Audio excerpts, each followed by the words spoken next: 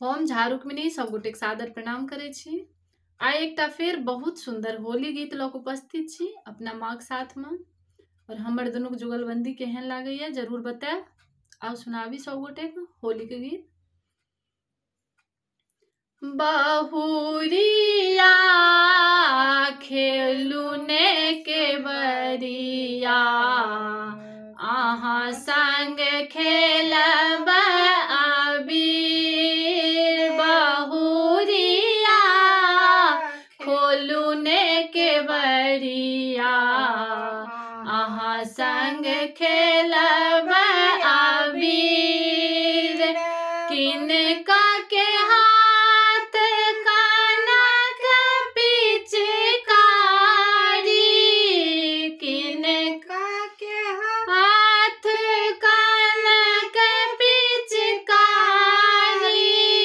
किनका के हाथ अबीर। बहुरिया खोलू ने के बरिया आहाँ संग खेलब अबीर। बहुरिया खोलू ने के बरिया आहाँ संग खेलब अबीर। दुल्हा के हाथ कनक पिचकारी, दुल्हा के हाथ कनक पिचकारी, दुल्हिन हाथ अबीर। बहुरिया खोलू ने के बरिया आहाँ संग खेलब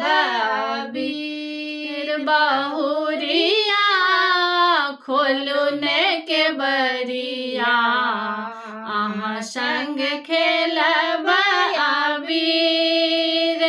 किनका पहिरन पियर धोती, किनकर पहिरन पियर धोती, किनका के पहिरन चीर।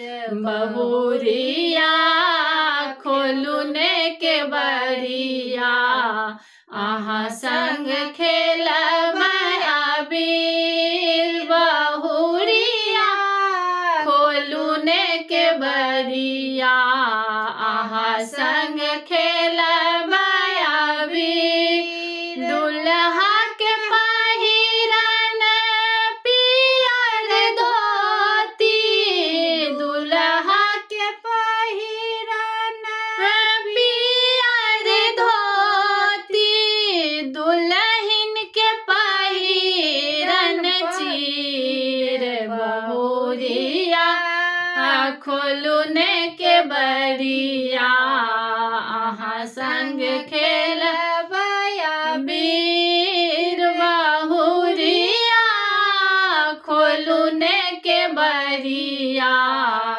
आहाँ संग खेलब अबीर। किनका के बिजलन पियर धोती, किनका के बिजलन पियर धोती, किनका के बिजलन चीर।